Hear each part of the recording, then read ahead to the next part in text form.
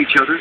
They hardly talked, and she knew he was not well and didn't have much time to live. So she thought if we could make a movie together out of that play, maybe we too would have a better relationship. So Jane Fonda bought the movie rights. Isn't that awful? Watch your pocketbook. Now that was not my fault. I had no way of stopping that guy. I was going slow, but that's the hazard. Watch your hat, sir. It's going to get soaking wet. It'll be nice and cool, but it may not be what you want. So Jane Fonda bought the movie rights to the play. She went to the producer and said, wherever you find a suitable site to make this movie, you plan on staying on location for the entire shoot. We're not going to go to Hollywood to a soundstage. He said, you can't make a movie in a little cottage. Walls and doors interfere with the movement of large equipment. She said, I don't know how you do it, but you're going to stay on location. Well, he said, all right, you got the purse strings. So he got his team together and he said, look, they're going to put us in the boondocks somewhere for 4 months. Let's at least be near an airport where we can fly out to Hollywood on the weekends. So that narrowed the search down to about 4 states in the Northeast: New York, New Jersey, Pennsylvania, and Connecticut. They all have nice lakes. They all have airports within a 2-hour drive of the lakes. They all had one big problem in the summertime: wall-to-wall boats on all those lakes. They were trying to depict the lake as a quiet body of water. They came back and they said, you can't do it. There are no quiet lakes in any part of the Northeast. Somebody said, well, why don't you take a look at Squam Lake up there in New Hampshire? In many areas, it's like the clock stopped ticking 100 or more years ago. They came up here to take a look. They saw how quiet it was, and it had loons. And so this is the place to make the movie. All right, now what do we do? Well, find a house. All right, what do you want? Well, 2-story cottage on the shore of the lake with a nice dock. It'd be great if it had a balcony off the master bedroom. Got to have a nice front porch. All right, go find one for us. They went out and they found a perfect house, just the way it had been described. They tried to lease it to make the move there. It already been leased out for the next couple of years. So they were very sorry they couldn't lease it. But less than 1/8 of a mile away from this perfect house, they did find the house used in the movie. The second house was not a perfect house. It was a bungalow. So it didn't have a second floor, no balcony off the master bedroom. It didn't even have a dock. Dock was very important in a movie. Well, why would they even consider it? Well, in the real estate business, they say the most important thing is location. It did have a wonderful location, and they said just for location alone, try to lease that house. I'll tell you more about that in a second. And I want you to look over here. See this boathouse on this shore? It's got 3 windows, the doors open, and it has a dock surrounding it. Now, behind that boathouse up on the land, there is a house back there. Back in 1980, 29 years ago, when they made this movie, 2 brothers lived in that house. And these guys were amateur astronomers. They had a nice observatory behind their house. And on clear nights, they'd go out to the observatory, a big telescope in there, and they would look up into the heavens to look for their favorite stars.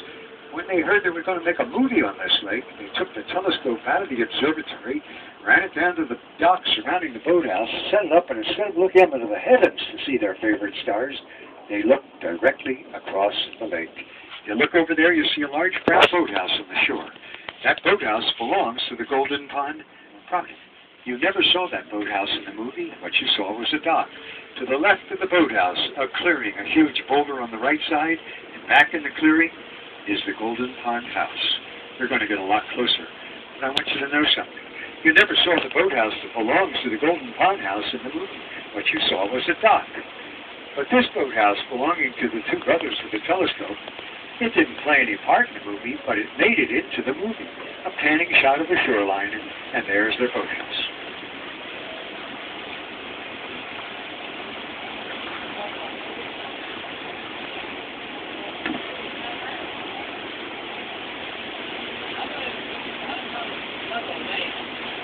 What?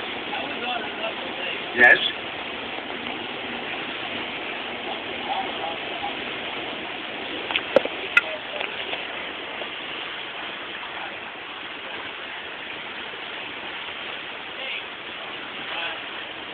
State on that island, not on this lake.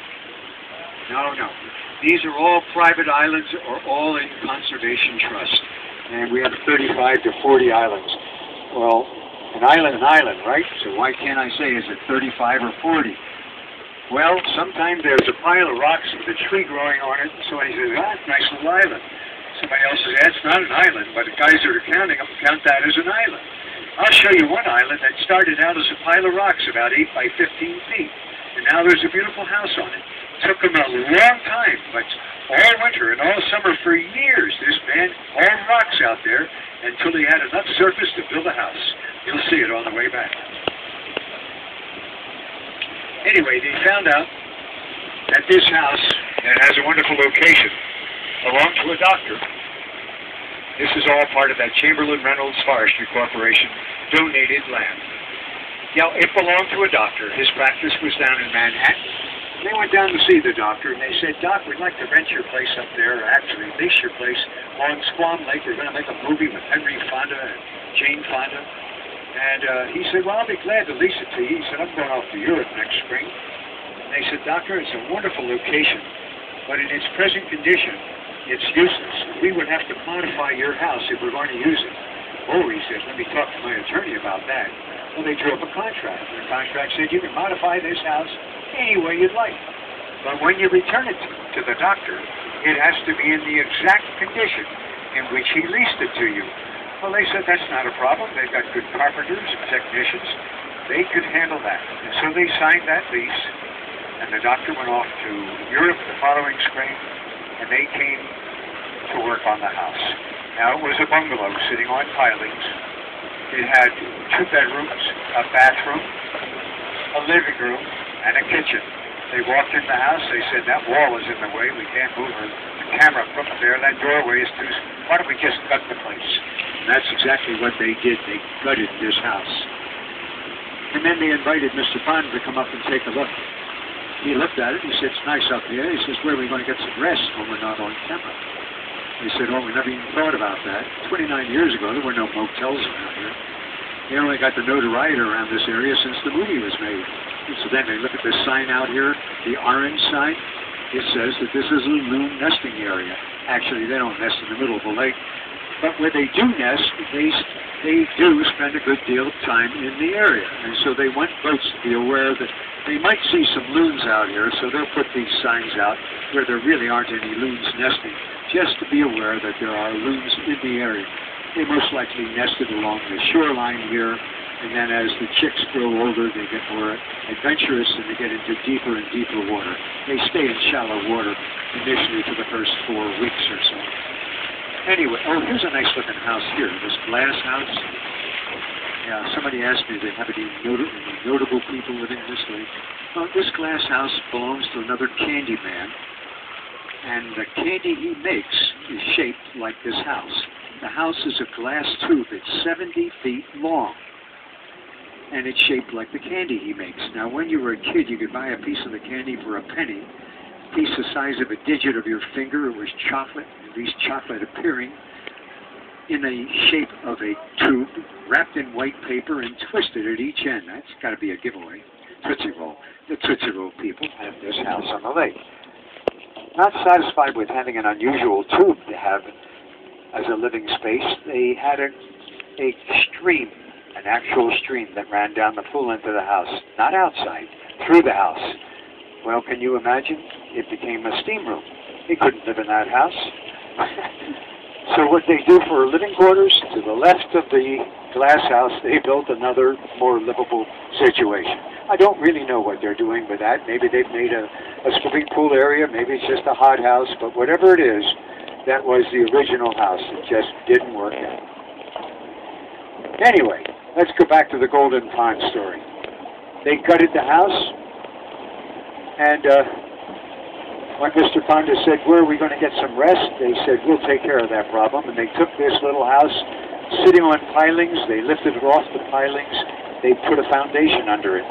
Then they lifted the roof off of this house, and they built a second story. And they put in 2 bedrooms, a bathroom, a balcony surrounding the entire living room, and a balcony off the master bedroom.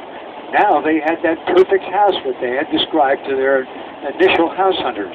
Again, they invited Mr. Fonda to come up, and he once again said, yeah, where are we going to get some rest?